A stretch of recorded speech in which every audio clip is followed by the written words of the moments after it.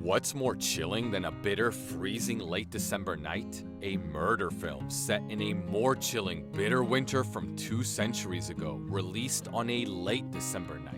Directed and written by Scott Cooper, once again with the participation of Christian Bale, The Pale Blue Eye is set back in the 1830s in Hudson Valley, New York, at a time long before modern insulation and heating.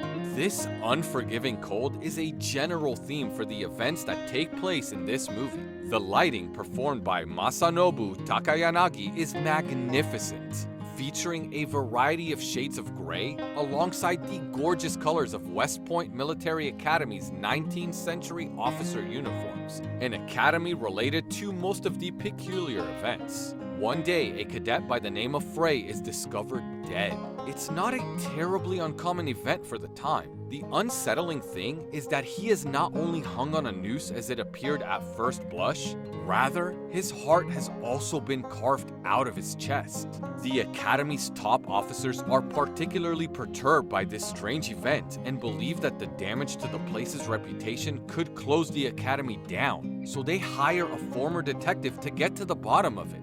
That man is Augustus Landor, Christian Bale, residing in a home all on his own since his wife passed away and his minor daughter recently abandoned. He has since given in to alcohol, begun fooling around with a sweet saloon operator played by Charlotte Gainsbourg, and has plunged into perpetual sadness, despite still remaining bluntly clever. Rumors have it that he once compelled a man to admit to a crime by doing nothing but stare at him.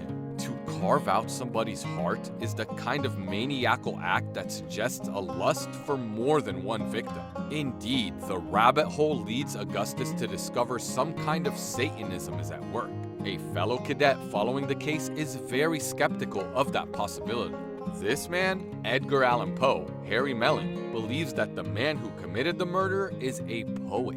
He says this, being himself an up-and-coming poet, in addition to being a disgruntled, egotistical outsider at the Academy, Melling's acting style is quite unorthodox, reminiscent of his eerie acting in The Ballad of Buster Scruggs, and he accompanies the retired detective in his quest to solve the murder. The two of them keep a suspicious eye on the doctor, played by Toby Jones, at the Academy along with the rest of his kin.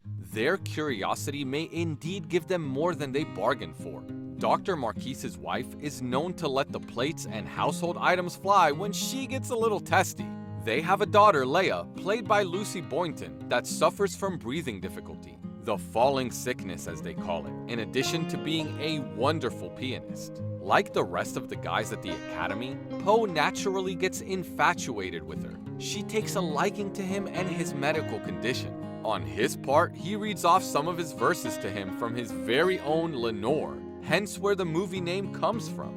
This movie is based on a book that was written by Louis Bayard, a book which originally could have benefited from a wide range of people and potential perpetrators of the crime. But Christian Bale would not have joined in on a bland story of such a homicide here, and there's just to exalt the work of a deceased author and further his legacy.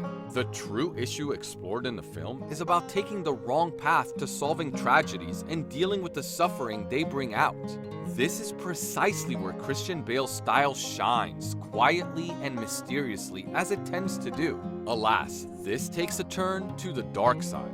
The central focus of this movie concerns ordinary people that could be the object of a crime mystery, exhibiting in their own right the unsettling impulses that human nature is capable of.